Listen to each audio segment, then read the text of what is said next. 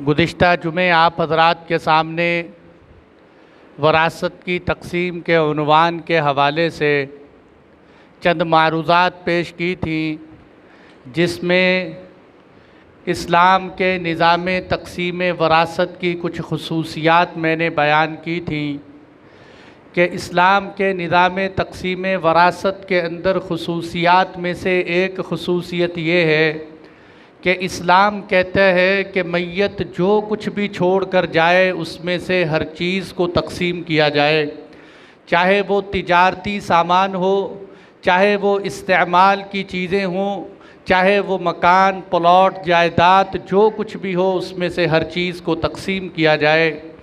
और इस्लाम के निज़ाम तक़सीम की दूसरी ख़ुसूसियत ये है कि वो ये तालीम देता है कि वरासत रिश्तेदारों का हक़ है, गैरों का हक़ नहीं। पड़ोसियों का, हमसायों का और दोस्त अहबाब का वरासत हक़ नहीं होती, वरासत रिश्तेदारों का हक़ होती है। और तीसरे नंबर पर इस्लाम ने तालीम दी कि वरासत जिन्स की तमीज़ किए बग़ैर हर मर्द और औरत में तक़सीम की जाएगी, छोटे और बड़े का फ़र्क नहीं किया जाएगा। और चौथी इस्लाम के निज़ाम की ख़ुसूसियत ये है कि वरासत का मेयार अक़रबियत रिश्तेदारी है, जितना करीब रिश्तेदार होगा उतना ही वरासत का हक़ होगा। और पाँचवीं इस्लाम के निज़ाम की ख़ुसूसियत मैंने ये बतलाई थी कि वारिस होने के बाद इंसान अपनी उस ज़मीन का, उस प्लाट का, उस जायदाद का मुकम्मल मालिक बन जाता है। ये इस्लाम के निज़ाम की 5 ख़ुसूसियात बतलाईं। और उसके बाद मैंने दूसरे नंबर पर आपके सामने ये बात व कुरान और सुन्नत की रोशनी में वरासत की अहमियत बयान की थी। और तीसरे नंबर पर यह बताया कि जब कोई मैयत दुनिया से चली जाती है तो उसके जाने के बाद उसके माल को किस तरीक़े से तक़सीम करना चाहिए। तो सबसे पहले बताया था कि मैयत के कफ़न दफन का इंतज़ाम किया जाए, उसके ख़र्चे में से उसमें इसराफ़, फ़ज़ूल ख़र्ची और तय्युश न अपनाया जाए, बल्कि सादगी के साथ उसके कफ़न दफन का इंतज़ाम किया जाए। और दूसरे नंबर पर कफ़न दफन के बाद उसके क़र्ज़े अदा किए जाएँ। और क़र्ज़ों के मामले में बताया था मैंने कि क़र्ज़ का मामला इतना संगीन है कि न मालदार को मुआफ़ है, न गरीब को मुआफ़ है, न नेक को मुआफ़ है, न बद को मुआफ़ है। यहाँ तक कि आप अलैहिस्सलातु वस्सलाम ने इरशाद फरमाया कि शहीद का हर गुनाह मुआफ़ हो जाता है सिवाय क़र्ज़े के। क़र्ज़ शहीद को भी मुआफ़ नहीं होता। तो दूसरे नंबर पर मैंने बताया था कि उनका क़र्ज़ा अदा किया जाए। आज के इस जुमे में तीसरे नंबर पर मैयत के माल का क्या किया जाए कि तीसरे नंबर पर मैयत ने अगर कोई वसीयत की है तो उस वसीयत को नाफिज किया जाए। और इस्लाम हर आकिल बालिग शख्स को इस बात का इख्तियार देता है कि वो अपने माल में से इतनी वसीयत कर सकता है कि जो 1/3 के बराबर हो, 1/3 के बराबर, 1/3 के बराबर इंसान अपने माल में से वसीयत करने का हक़ रखता है कि वो वसीयत कर दे किसी मदरसे के लिए, किसी मस्जिद के लिए, किसी हॉस्पिटल रिफ़ाह आम्मा के कामों के लिए, या उसमें से वसीयत के अंदर किसी ऐसे रिश्तेदार के लिए वसीयत कर दे जिसका वरासत में हक़ ना हो। ये बात मेरे जुमले ज़रा तवज्जो से सुनना कि ऐसे वारिस के लिए वसीयत कर सकता है कि जिसका वरासत में हक़ ना हो, इसलिए कि अगर ऐसे वारिस के लिए वसीयत की कि जो उसका वारिस बनता है तो उसकी वसीयत मोतबर नहीं मानी जाएगी। आप अलैहिस्सलातु वस्सलाम ने इरशाद फरमाया कि अल्लाह ने कुरान में हर हक़ वाले का हक़ बयान कर दिया है, लिहाजा वारिस को अब वही हिस्सा मिलेगा जो कुरान ने बयान कर दिया है। उससे अलावा वारिस को वरासत में कोई हक़ नहीं मिलेगा। हाँ, अगर वसीयत करनी है किसी गरीब ऐसे रिश्तेदार के लिए वसीयत करे जो वरासत में उसका हक़दार न बनता हो, और ये वसीयत 1/3 तक नाफिज की जाएगी। लेकिन एक बात हमारी अच्छी तरह ज़हन नशीन रहे कि अगर किसी के ज़िम्मे क़र्ज़े इतने हों कि सारे क़र्ज़े अदा किए जाएं तो माल पीछे ना बचता हो तो उसकी वसीयत पर अमल नहीं किया जाएगा। बल्कि उसके कर्ज़े अदा किए जाएंगे। और ये बात मैंने गुज़िश्ता जुमे में भी बताई कि कर्ज़ की अहमियत इतनी है कि मैयत की सारी वरासत अगर उसके कर्ज़े उतारने में लग जाए तो उसके कर्ज़े उतारने चाहिए, उसकी वरासत तकसीम नहीं की जाएगी। और इसी तरह अगर किसी मैयत ने 1/3 से ज़्यादा, 1/3 से ज़्यादा वसीयत कर दी कि मेरा सारे का सारा माल उठाकर मेरे मरने के बाद मस्जिद में लगा देना, मेरा सारा माल मदरसे में लगा देना, इसकी भी इस्लाम इजाज़त नहीं देता। इस्लाम बहुत खूबसूरत मज़हब है। इस्लाम ये भी नहीं कहता कि सारे का सारा माल ले जाओ, कुछ माल राह खुदा में लगाओ। इस्लाम ये भी नहीं कहता कि सारे का सारा लगाकर अपने वारिसीन को कंगला छोड़ कर चले जाओ। हदीस में वाक़यात है कि हज़रत साद इब्न अबी वक्कास रज़ियल्लाहु अन्हु बीमार हो गए और आपकी बीमारी बज़ाहिर ऐसी थी कि उन्होंने समझा कि शायद मेरा दुनिया से जाने का वक़्त आ चुका है। आप अलैहिस्सलातु वस्सलाम उनकी इयादत के लिए गए। जब हज़रत साद इब्न अबी वक्कास ने अल्लाह के नबी को आते हुए देखा तो रोने लग गए। आपने पूछा कि ऐ साद क्यों रोते हो? कहने लगे अल्लाह के नबी इसलिए रो रहा हूँ कि जिस सरज़मीन से यानी मक्के से मदीना मुनव्वरा की तरफ हिजरत की थी, आज मैं उस सरज़मीन पे मर रहा हूँ जिस सरज़मीन से हिजरत की थी। कहीं ऐसा ना हो मेरी हिजरत का अमल और सवाब ज़ाया हो जाए। आपने फरमाया साद अल्लाह तेरे अमल को ज़ाया नहीं करेगा, तुझे हिजरत का सवाब मिलेगा। फिर आप अलैहिस्सलातु वस्सलाम ने 3 मरतबा हज़रत साद के लिए दुआ की, अल्लाहुम्मा शफ़ि सादन, ऐ अल्लाह साद को शिफा अता फरमा दे। आपने 3 मरतबा हज़रत साद के लिए दुआ फरमाई। उसके बाद हज़रत साद रज़ियल्लाहु अन्हु अर्ज़ करने लगे अल्लाह के नबी मेरे पास माल बहुत है, अगर आपकी इजाज़त हो मेरे पास माल बहुत है, मेरे वारिसीन में सिर्फ़ मेरी एक बेटी है। मैं चाहता हूँ कि मैं अपने सारे माल को राह खुदा के लिए वसीयत कर जाऊँ, मैं सारे माल को जिहाद के लिए दे जाऊँ और मैं सारे का सारा माल बैतुल माल के अंदर जमा करवा दूँ, गुरबा ज़ुअफ़ा पे ख़र्च करवा दूँ। आपने फरमाया साद नहीं, ऐसा नहीं कर सकते। मेरे दोस्तों गौर फिक्र कीजिए, अगर हम में से कोई होता तो शायद तो मुझे कोई कहता कि मौलवी साहब मेरे मरने के बाद मेरी सारी ज़मीन खैरात के कामों पे लगा देना, मैं उसको कहता बड़ी अच्छी बात है, आप जो है अल्लाह के रास्ते में जितना दोगे उतना ही ज़्यादा अजर व सवाब मिलेगा। हालांकि आप अलैहिस्सलातु वस्सलाम ने इरशाद फरमाया नहीं, सारा माल नहीं लगा सकते। हज़रत साद ने अर्ज़ किया अल्लाह के नबी 2/3 लगा दूँ? आपने फरमाया नहीं। कहने लगे अल्लाह के नबी आधा लगा दूँ? आपने फरमाया नहीं। कहने लगे अल्लाह के नबी 1/3 लगा दूँ, सुलुस लगा दूँ, 1/3 लगा दूँ? आपने फरमाया हाँ ये लगा सकते हो, ये भी ज़्यादा है, ये भी ज़्यादा है। आपने उम्मत को ये सबक सिखाया कि वसीयत करनी है तो 1/3 के अंदर अंदर वसीयत करो, और साथ ये फरमाया कि सिर्फ वसीयत कर जाना ही सवाब का काम नहीं है, बल्कि अपनी औलाद को पीछे कंगला छोड़ जाने की बजाय बेहतर हालत पे छोड़ जाना ये इससे बेहतर है। ऐसा ना हो कि पीछे औलाद गरीब बनकर लोगों के सामने भिखारी बनकर भीख मांगती फिरे। आपने फरमाया इसकी बजाय औलाद को बेहतर हालत में छोड़ जाना ये बेहतर है। आज लोग तवक्कुल यकीन का मतलब ये समझते हैं कि दुनिया में सब कुछ लगा जाओ, अपनी औलाद को खाली हाथ छोड़ जाओ, अल्लाह खुद ही उनकी कफ़ालत कर लेगा, अल्लाह खुद ही उनको देख लेगा। ये जुमले जहालत हैं, इस्लाम के मुवाफिक नहीं है। इस्लाम देखिए कितने गौर व फिक्र की बात है। आप तो ये समझते हैं कि मेरे बाद मेरी औलाद अल्लाह से मांग के माल ले लेगी। आपको क्या पता आपकी औलाद की यकीन की सतह कैसी है, उसका अल्लाह की दात से ताल्लुक़ कैसा है। हर किसी की औलाद एक जैसी नहीं होती। हो सकता है कि वो कल को भीख का दरवाज़ा खोल दे, हो सकता है वो किसी गलत रास्ते पर चला जाए। इसलिए आप अलैहिस्सलातु वस्सलाम ने उम्मत को तालीम दी कि 1/3 के अंदर अंदर वसीयत करो अगर वसीयत करना चाहते हो, और वसीयत सिर्फ 1/3 में नाफिज की जाएगी।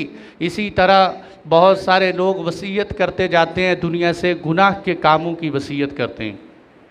अरबों के यहाँ ये रवाज था कि अरब जब जाते दुनिया से वसीयत करते कि मेरे बाद मेरे मरने के बाद वीआईपी किस्म के रोने का इंतज़ाम किया जाए और वहाँ रोने धोने वाली औरतें किराए पर मिलती और जब वो आती तो सीना पीट पीट के रो के लोगों को दिखाया करती कि हमें मरने वाले का बहुत दुख और अफसोस हुआ है।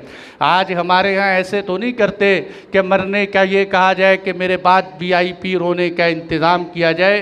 अलबत्ता हमारे यहाँ ये ज़रूर कह के जाते हैं कि मरने के बाद मेरा तीजा 40वां 10वां इतने ज़ोरदार तरीक़े से किया जाए कि पूरे इलाके को पता चले कि चौधरी साहब का जनाजा दुनिया से गया है। और मेरे मरने के बाद मेरी लाश को ऐसे वीआईपी तरीक़े से लेके जाना। एक जगह हम जनाजे पे गए तो पता चला कि मरने वाले ने वसीयत की कि जब मेरा जनाजा उठाया जाए तो गांव के 4 बड़े बड़े चौकों में रख कर मेरा जनाजा उठाया जाए, पता चले कि मैं भी दुनिया से इंतकाल कर रहा हूँ। तो इस तरह की नाजायज़ वसीयतों का शरीयत में कोई एतबार नहीं है, और अगर कोई गलती से इस तरह की वसीयत कर जाए तो उस पर अमल नहीं करना चाहिए कि नाजायज़ वसीयतों का शरीयत में कोई एतबार नहीं। इसी तरह अगर किसी साहिब ने बहुत ज़्यादा वसीयतें की हों कि मेरी ये भी वसीयत है, ये भी वसीयत है, ये भी वसीयत है, तो अब इन वसीयतों में से किस वसीयत पर अमल करना चाहिए, उसमें जो सबसे ज़्यादा अहम है उसको पहले नंबर पर रखें और जो उससे कम है उसको दूसरे नंबर पर रखें, जो इससे भी कम है उसको तीसरे नंबर पर रखकर उस पर अमल करें। मिसाल के तौर पर एक साहिब फौत हुए, उनके ज़िम्मे रमज़ान के फ़र्ज़ रोज़े भी हैं और उनके जो कि रमज़ान के रोज़े फ़र्ज़ हैं और सदक़े फ़ितर भी है जो कि वाजिब है। और इसी तरह उस साहिब ने ये वसीयत भी की है कि मेरा माल खैरात में, मदारिस पे, रफ़ाह आम्मा पे सर्फ़ कर देना। तो सबसे पहले उसके रोज़ों का फ़िदिया दिया जाएगा और फिर उसके बाद उसका फ़ितराना दिया जाएगा जो कि वाजिब है, और तीसरे नंबर पर जो है उसको खैरात के इदारों पे ख़र्च किया जाएगा। तो ये मैयत के वसीयत के तरीक़ेकार हैं। और यहाँ एक बात गौर की ये है कि आज मैं आपके सामने वसीयत के मसाइल को क्यों अर्ज़ कर रहा हूँ, इसलिए कि वरासत के मसाइल में भी हमारे यहाँ कोताहियाँ बहुत हैं। मैं आगे चलकर इंशाअल्लाह कुछ कोताहियाँ बयान करूँगा, लेकिन वसीयत एक ऐसी चीज़ हो गई है जो हमारे जहनों से बिल्कुल निकल ही चुकी है।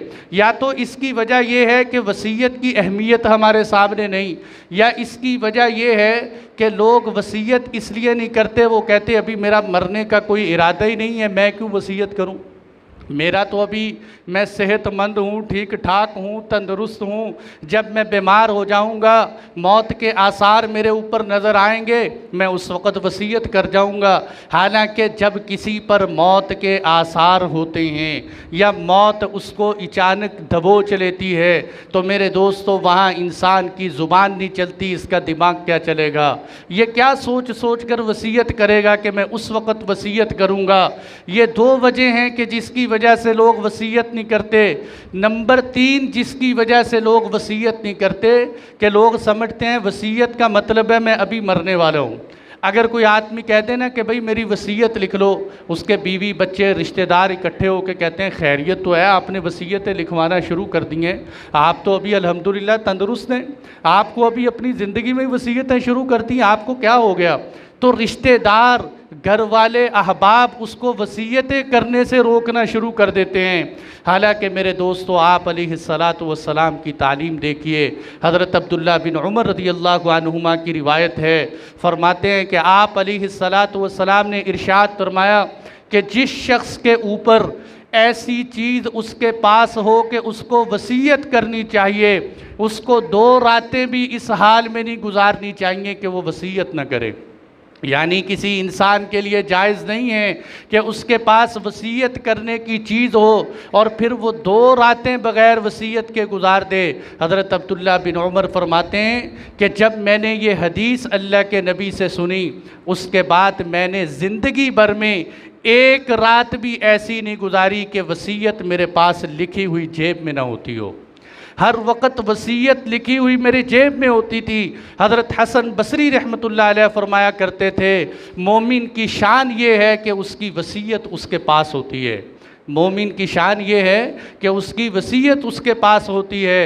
और हज़रत जाबिर बिन अब्दुल्ला रज़ियल्लाहु अन्हु की रिवायत में तो आप अलैहिस्सलातु वस्सलाम ने बहुत बड़ी फजीलत इरशाद फरमाई। आपने फरमाया जो शख्स इस हाल में मरे कि उसकी वसीयत लिखी हुई पड़ी हो, आपने फरमाया उसका इंतकाल सुन्नत तरीके पर होगा, उसका इंतकाल तक़वे पर होगा, उसका इंतकाल शहादत पर होगा। वो अल्लाह की ज़ात से इस हाल में मिलेगा कि अल्लाह उसके गुनाहों को माफ़ कर देंगे। कितनी बड़ी फजीलत है वसीयत की। और ज़ाहिर सी बात है, जो इंसान वसीयत लिख कर रखेगा इसका मतलब मौत को उसने सामने रखा हुआ है और वो मौत की तैयारी कर ही रहा है। जैसे किसी से, एक बुज़ुर्ग से किसी ने कहा कि हज़रत अगर आपको बता दिया जाए कि कल आप दुनिया से चले जाएंगे तो आप क्या करेंगे? आपको बता दिया जाए कि आज आपकी ज़िंदगी का लास्ट डे है, इसके बाद आप दुनिया से मुंतकिल हो जाएंगे, तो आप क्या करेंगे? उन्होंने कहा मैं कुछ भी नहीं करूँ। उन्होंने कहा आप क्यों नहीं कुछ भी नहीं करेंगे? कहते इसलिए कि मैं अपनी ज़िंदगी का हर दिन ये समझकर गुजारता हूँ कि ये मेरी ज़िंदगी का आखिरी दिन है। जब मुझे ये पता है मेरी ज़िंदगी का आखिरी दिन है तो मुझे अपने मामूलात बदलने की कोई ज़रूरत नहीं है। मैं हमेशा मौत को सामने रख कर ज़िंदगी गुजारता हूँ। मुझे पता है दुनिया से एक दिन जाना है, इसलिए मैं अपनी वसीयत लिख कर रखा करता हूँ। अब ये सवाल भी जहन में आ सकता है कि वसीयत लिखे तो लिखे क्या वसीयत करनी चाहिए हमें? मैं इस सिलसिले में भी आप हजरात की रहनुमाई करता हूँ कि हमें वसीयतें क्या लिखनी चाहिए। सबसे पहले हुकूकुल इबाद की वसीयत लिखनी चाहिए। अगर लोगों के हक़ हैं उसकी वसीयत लिखे। अगर आपके ज़िम्मा, मेरे ज़िम्मा किसी का कर्ज़ है तो सबसे पहले हमारे पर्चे में, हमारी डायरी में, हमारी वसीयत में ये लिखा रहना चाहिए कि मैंने किसी का इतना कर्ज़ देना है। अगर मुझे मौत आ जाए, मैं कर्ज़ अदा न कर सकूं तो मेरा कर्ज़ा मेरे जाने के बाद अदा किया जाए। और इसी तरह वसीयत में अगर हमने किसी पर ज़्यादती की है और उससे मुआफ़ी मांगने का दुनिया में मौका न मिला, ज़िंदगी में ऐसे हो जाता है इंसान अपने रिश्तेदारों से, दोस्तों से कोई ना कोई ज़्यादती कर लेता है, दुनिया में मुआफ़ी की फ़ुर्सत नहीं मिलती, या इंसान झिझकता रहता है, या डर होता है कि पता नहीं मुझे मुआफ़ करेगा कि नहीं करेगा। लेकिन वसीयत कर जाए कि मैंने फ़लाँ पर ज़्यादती की थी, उससे मुझे मुआफ़ करवा लेना, हो सकता है मरने के बाद उसका दिल नरम हो जाए और आपको माफ़ कर दे। तो इसकी वसीयत दिखवा दे, इस बात की वसीयत दिखवा दे कि अगर मैंने किसी का हक़ गस्ब किया है, बहनों का हक़, भाइयों का हक़, रिश्तेदारों का हक़, किसी का भी हक़ गस्ब किया है तो मेरे मरने के बाद उनके हुकूक वापस कर दिए जाएं। सबसे पहले हुकूकुल इबाद की लिस्ट बनाए और वो वसीयत में लिखे। दूसरे नंबर पर हुकूकुल्लाह की वसीयत लिखे। ये वसीयतें याद रखने की हैं, दुनिया में हर इंसान का इससे वास्ता पड़ता है। हुकूकुल्लाह की वसीयत में क्या है? अगर रमज़ान के रोज़े छूट गए, ज़िंदगी में उनकी क़ज़ा नहीं कर सका, अभी तक वो रोज़े बरकरार है, लिख दे कि मेरे इतने रोज़े रहते हैं, मेरे मरने के बाद उन रोज़ों का फ़िदिया दे दिया जाए। और अगर किसी इंसान के ज़िम्मे हज फ़र्ज़ हो चुका है और वो अपनी ज़िंदगी में ये बात याद रखना, आज हम मुरब्बों ज़मीनों के मालिक बने हुए हैं और हज करने के लिए नहीं जाते, समझते हैं हमारे ऊपर तो हज फ़र्ज़ ही नहीं हुआ। कभी किसी मुफ्ती और आलिम से पूछ के भी देखे कि मेरी इतनी मालियत है, मेरे ऊपर हज फ़र्ज़ भी हुआ है कि नहीं हुआ? और आप अलैहिस्सलातु वस्सलाम ने हज ना करने की कितनी सख्त वईद इरशाद फरमाई है। यहाँ इस वक्त मौका नहीं, मैं यहाँ दूसरी तरफ गुफ्तगू ले जा रहा हूँ कि अगर किसी इंसान ने अपनी ज़िंदगी में हज नहीं किया तो वसीयत करके जाए कि मेरे बाद हज बदल करा दिया जाए, मेरे बाद मेरे माल में से किसी को पैसे देकर हज करवा दिया जाए। और अगर किसी इंसान के ज़िम्मे रोज़ों का फ़िदिया भी है, नमाज के बारे में बात समझने की है। नमाज का असल उसूल तो ये है कि नमाज की मुआफ़ी की कोई सूरत नहीं है सिवाय इसके कि आप नमाज की क़ज़ा करें। दुनिया में आज तक ऐसा कोई वजीफ़ा नहीं आया कि जिसको आप पढ़ें तो आपकी पिछली सारी नमाज़ें मुआफ़ हो जाएं। नमाज पढ़नी पड़ेगी, नमाज क़ज़ा करनी पड़ेगी। अगर फिर भी आपकी नमाज़ें रह जाएं, दुनिया से चले जाओ, तो वसीयत करके जाओ मेरी इतनी नमाज़ें नमाज़ें रहती हैं, मेरे मरने के बाद नमाज़ों का फ़िदिया अदा कर देना। लेकिन एक बात ही बता दूं कि नमाज़ों का फ़िदिया कुरान और सुन्नत में कहीं नहीं है। ये नमाज़ों का फ़िदिया बाज़ उलमा ने क़यास किया है कि जिस तरह रोज़ों का फ़िदिया होता है, शायद नमाज़ों का फ़िदिया देने से अल्लाह रहमत का मामला फ़रमाएँ और इस इंसान की बख्शिश कर दें। एक नमाज का फ़िदिया एक रोज़े के फ़िदिये के बराबर होता है, एक रोज़े का फ़िदिया एक फ़ितराने के बराबर होता है। तो ये फ़िदिया इसकी वसीयत कर दे कि मेरे बाद मेरा फ़िदिया अदा कर दिया जाए, तो ये वसीयतों की इंसान को इस तरह तरतीब बनानी चाहिए। और इसी तरह तीसरे नंबर पर क्या वसीयत करनी है? पहले नंबर पर हुकूकुल्लाह की, दूसरे नंबर पर हुकूकुल इबाद की, और तीसरे नंबर पर जो वसीयत करनी है वो ये है कि जब मैं दुनिया से चला जाऊं, मेरे मरने के बाद रस्म रवाज और बिदआत न की जाएं। मेरे मरने के बाद मेरे जनाजे को सुन्नत तरीक़े पर पढ़ाना, अपने नाक का ख्याल न करना, लोगों को, सोसाइटी को, मुआशरे की इज़्ज़त को बरकरार रखते हुए बिदअत पे न चलना, लोगों से, उलमा से जाना और उलमा से पूछ कर मेरे जनाजे को सुन्नत के मुताबिक पढ़ाना। और इसाले सवाब का क्या तरीक़ा होना चाहिए, उलमा से पूछना और जाकर उलमा से पूछ कर मेरे इसाले सवाब का तरीक़ा अपनाना। और इसी तरह ये वसीयत कर जाए कि मेरे मरने के बाद मेरे जनाजे में ताख़ीर न की जाए। आज हमारे यहाँ एक बहुत बड़ा फ़ैशन बन चुका है कि जनाजे में ताख़ीर। आप अलैहिस्सलातु वस्सलाम ने इरशाद फरमाया, 3 चीज़ों में ताख़ीर न करो। नमाज का जब वक़्त हो जाए उसमें ताख़ीर न करो, बेनिकाही औरत का जब रिश्ता मिले ताख़ीर न करो, नमाज जनाजा का जब वक़्त हो जाए तो उसमें ताख़ीर न करो। आज मुसलमानों हम तीनों चीज़ों में ताख़ीर करते हैं। नमाज जो इंसान जमात से पढ़ ले वो तो ठीक है, जो नमाज जमात से जिसकी रह जाए वो घड़ी पे टाइम देखता रहता है, कितना वक़्त है, कितना वक़्त है, वो आखिरी वक़्त में जाके नमाज को पढ़ता है जब मकरू वक़्त शुरू हो जाता है। और दूसरे नंबर पर नमाज जनाजा की ताख़ीर तो मैंने बताया, जैसे हमारे यहाँ एक फ़ैशन और ट्रेंड बन चुका है कि नमाज जनाजा के इंतज़ार में मुल्क और बैरून मुल्क के रिश्तेदारों का इंतज़ार किया जाता है कि फ़लाँ दूर दराज के इलाके के रिश्तेदार नहीं आए। 12 घंटे, 24 घंटे, 48 घंटे मैयत को रख कर इंतज़ार करते रहते हैं, और कहीं कहीं तो दिनों इंतज़ार करते रहते हैं कि मैयत को उस वक़्त तक दफनाएंगे नहीं जब तक फ़लाँ रिश्तेदार न आए।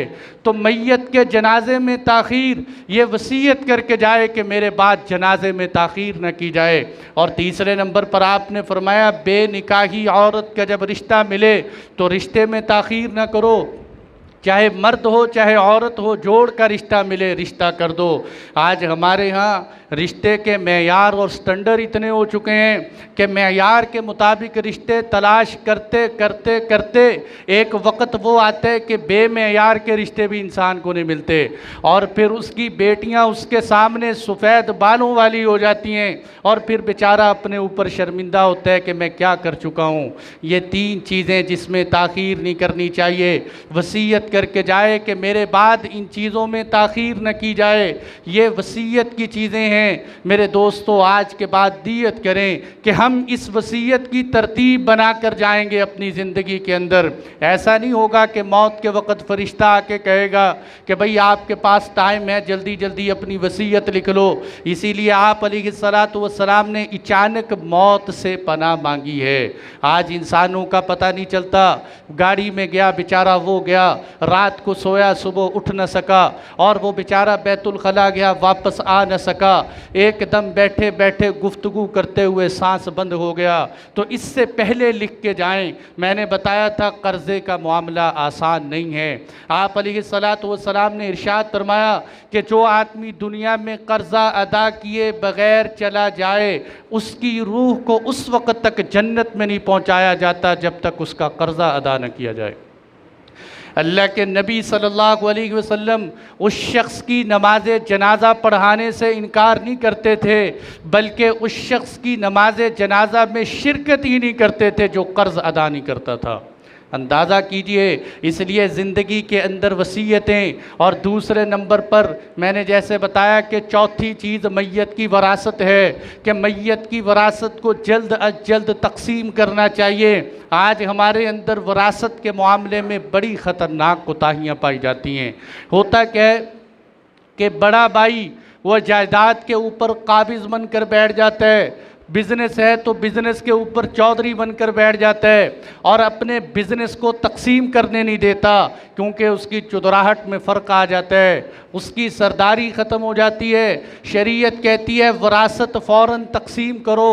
क्या होता है जब वरासत तकसीम नहीं करते, नुकसान क्या होता है कि बिज़नेस चल रहा है, कारोबार हो रहा है, उसमें नफ़ा भी आता है, जाहिर सी बात है नफ़ा होता है। कल जब बच्चे जवान होते हैं या बराबर के भाई खड़े होते हैं कि हमारी वरासत दो, अब पता नहीं चलता मैयत का असल माल कौन सा है, कमाया हुआ माल कौन सा है, नफ़े का कौन सा है, असल कौन सा है। फिर मुफ्तियों की तरफ आते हैं, मुफ्ती परेशान हो जाते हैं कि इस मसले को कैसे हल करें। यही नहीं पता तुम्हारे बाप का असल माल कौन सा है, तुम्हारे नफ़े का माल कौन सा है। तो इसलिए वरासत को तकसीम किया जाए। और नंबर 2, बहुत सारे लोग वरासत में ज़मीन तो तकसीम करते हैं, प्लाट जायदाद तकसीम कर लेते हैं, लेकिन मैयत के इस्तेमाल शुदा कपड़े, मैयत की चप्पल, उसकी ज़रूरियात को तकसीम नहीं करते। कहते जी इसमें नहूसत होती है। ये बात आज तक मेरी समझ में नहीं आई कि मैयत के कपड़ों में क्यों नहूसत होती है, उसके प्लाट में क्यों नहूसत नहीं होती, उसकी जायदाद में क्यों नहूसत नहीं होती, उसकी नकदी में क्यों नहूसत नहीं होती, सिर्फ कपड़ों में नहूसत होती है। बात यह है कि हमारे यहाँ पैमाने कुछ और हैं। इसीलिए अक़ल को छोड़िए, शरीयत पर आइए। शरीयत ये कहती है कि मैयत का जो कुछ भी है सामान उसको तकसीम किया जाए। छोटी सी चीज़ लेकर सब भाइयों को बिठाकर उनके दरमियान उसको तकसीम किया जाए। और हमारे यहाँ वरासत की कोताहियों में से एक बहुत बड़ी कोताही ये है कि अगर बेवा औरत कि जिसका खामिन फौत हो जाए वो बेचारी आगे कहीं निकाह कर ले तो उसको वरासत से महरूम कर देते हैं, और ये समझते हैं इसका वरासत में कोई हिस्सा नहीं, इसने आगे निकाह कर लिया। मतलब ये है कि उसने बहुत बड़ा जुर्म किया है, उसने आगे निकाह कर लिया। ये जुर्म है हमारे मुआशरे में कि कोई औरत आगे निकाह कर ले। अल्लाह मुआफ़ फरमाए, सहाबा किराम के ज़माने को देखो, एक भी मर्द और औरत बग़ैर निकाह के नहीं मिलता था। 4 शादियों वाली बेवा ख़वातीन उस दौर में मिलती थी और वरासत का हक़ हर किसी को मिलता था। बेवा औरत अगर आगे निकाह कर ले तो वरासत से महरूम नहीं होती, वो अपने खामिद की वरासत लेती है और वो वरासत की पूरी हक़दार बनती है। इसी तरह हमारे मुआशरे में वरासत के मामले में बहनों को वरासत से महरूम कर दिया जाता है। ये बात मैं बड़े अफसोस से कह रहा हूँ कि आज हमारे मुआशरे में दीनदार तबका, वो नमाजी परहेज़ी तबका और बड़े बड़े बुज़ुर्ग औलिया हज़रात इस मामले के अंदर फिसलते हुए नज़र आते हैं। बहनों के मामले के अंदर इतनी सुस्ती दिखाते हैं, कहते जी मैंने अपनी बहन से अपना हिस्सा मुआफ़ करा लिया था, मैंने अपनी बहन से अपना हिस्सा मुआफ़ करवा लिया था। ये बहन से हिस्से मुआफ़ किस तरह करवाते हैं कि आज इस बेहयाई के दौर के अंदर भी बहनें अपने अंदर इतना हया रखती हैं कि वो अपने भाई के सामने आंख उठाकर नहीं देखती, ज़ुबान नहीं खोलती अपने भाई के सामने, कि मुझे पता है कि मुआशरे के अंदर लोग मुझे बदनाम करेंगे कि तू आ गई हिस्सा लेने वाली। और अपने भाइयों की बदखा औरत उस बेचारी को तानो तशनी सुनने पड़ते हैं, इसलिए वो कह देती है कि चल जा, मैंने तेरा मुंह भर दिया, मैं तेरे घर आना चाहती हूँ, मुझे ज़मीन जायदाद की ज़रूरत नहीं है। इसलिए कि जो औरत अपने हिस्से का मुतालबा करे, भाई उसके ऊपर घर का दरवाज़ा बंद कर देता है। और बाज़ दफ़ा क्या करते हैं, बड़े समझदार किस्म के जो लोग हैं वो क्या करते हैं, कहते हैं मैंने अपनी बहन को हज करवा दिया। बहनों को हज करवा देते हैं और कहते हैं हज करवा दिया तो वरासत दे दी। हालांकि वो भी बेचारी खुश हो जाती है कि चलो मेरे भाई ने एहसान कर दिया, मुझे हज करवा दिया, लेकिन हज करवाने से वरासत नहीं अदा होती। हज तो 4-5 लाख में हो जाता है, उसकी 40-50 लाख की तो वरासत खा रहे। किस तरह की सौदेबाजी अपनी सगी बहन के साथ कर रहे हैं। और बहुत सारे लोग तोहफे तहाइफ दे देते हैं और ख़ुशी गमी के मौके पर बहन के घर जाकर बड़े खुश हो जाते हैं। जी अल्हम्दुलिल्लाह हम बहनों का हक़ अदा कर रहे हैं, इससे बहनों का हक़ अदा नहीं होता। क्या अपने भाई को ईद नहीं देते? क्या अपने भाई के बच्चों को ईद नहीं देते? भाई का तराजू और है, बहन का तराजू और है। ये कैसी नाइंसाफ़ी की बात है। मेरे दोस्तों, बहनों का हक़ अल्लाह ने कुरान में रखा है। ये बहनों का हक़ वो है कि पहले ज़माने जाहिलियत से लोग बहनों को हक़ नहीं दिया करते थे। आज हमारे मुसलमान भी बहनों को हक़ नहीं देते। ज़िम्मेदार तबके के अंदर तो बहनों के हक़ का सवाल ही पैदा नहीं होता। मुझे बड़े अफसोस से कहना पड़ता है कि कितने लोग दुनिया से मर जाते हैं कुरान के इतने बड़े हिस्से का इनकार करते हुए कि जिसमें बहनों का हक़ बताया गया। अल्लाह ने कुरान में बहन का हिस्सा किस अंदाज से बताया, थोड़ी सी वजाहत करूँ। अरब मुआशरे के अंदर बहन को हिस्सा नहीं देते थे और अरब ये ख्याल करते थे कि बहन का कोई हिस्सा नहीं। आज हमारे लोग ये तो कहते हैं बहन का हिस्सा है लेकिन मुआफ़ करवा लेते हैं। और कुरान में उस वक़्त क्या कहना चाहिए था, क्योंकि लोग बहनों को हिस्सा नहीं देते, कुरान कह देता कि 2 बहनों का हिस्सा 1 भाई के बराबर होगा। लेकिन कुरान ने सवाल बदल दिया और क्या कहा कि 1 भाई का हिस्सा 2 बहनों के बराबर होगा। यानी कुरान ने ये सवाल ख़त्म कर दिया कि भाई का हिस्सा नहीं बनता, भाई के हिस्से के बारे में सवाल करो, बहन का हिस्सा तो बनते ही बनता है। भाई के हिस्से का सवाल करो, मैं जवाब देता हूँ कि भाई का हिस्सा जिस तरह 1 भाई वो 2 बहनों के बकदर 1 भाई हिस्सा लेता है, ये कुरान ने बयान किया। तो इसलिए मेरे भाइयों, बुज़ुर्गों, दोस्तों, बहनों का हिस्सा दो। अगर बहनों के हिस्से की सूरत बदलना चाहते हो, उलमा ने ये तरीक़ा बतलाया है कि सबसे पहले अपनी बहनों को पूरा हिस्सा संभाल दो, उनको हैंड ओवर करो, उनका कब्ज़ा करवा दो। उसके बाद बहनें अपनी खुशी से आपको ये कहें कि हम आपको अपनी ज़मीन छोड़ते हैं, तब आपको हिस्सा मुआफ़ है। वरना ये जितनी भी मुआफ़ी की सूरतें हमने बना रखी हैं, इससे बहन का हिस्सा मुआफ़ नहीं होता। और इसी तरह हमारे मुआशरे के अंदर एक और बात पाई जाती है कि जो ले पालक बेटा होता है, किसी से बच्चा ले लेते हैं पालने के लिए कि मेरी औलाद नहीं है, मुझे बेटा दे दो पालने के लिए, बच्ची दे दो पालने के लिए। पहली बात तो ये है कि वहाँ जब आप किसी से बच्चा लें तो पूछें उलमा से जाकर मेरे लिए शरीयत के क्या मसाइल हैं। पहला मसला शरीयत आपको ये बतलाती है कि आप अपने बच्चे के साथ अपनी वल्दियत नहीं लिखवा सकते। आपका बच्चा हकीकत में उन्हीं का बच्चा है जिसका बाप है। उदऊहुम लिआबाइहिम हुवा अक़सतु इंदल्लाह। बच्चों को उनके हकीकी बाप के नाम से पुकारो। ये जो तुम दूसरों के नाम के साथ बच्चों को पुकारते हो, ज़ालिकुम क़ौलुकुम बिअफ़वाहिकुम, कुरान कहता है ये तो तुम्हारे मुंह की बातें हैं, मैं तुम्हें बताता हूँ कि ये तुम्हारा हकीकी बच्चा नहीं है। इसलिए शनाख्ती कार्ड के अंदर, बेफाम के अंदर जगह जगह नाम लिखवाते हुए इस बात का ख्याल करें, वरना नीचे से लेकर ऊपर तक तमाम कागज़ात में गलत नाम लिखवाने की वजह से हम गुनाहगार होंगे। कि बच्चे का नाम हकीकी बाप के नाम से रखा जाए।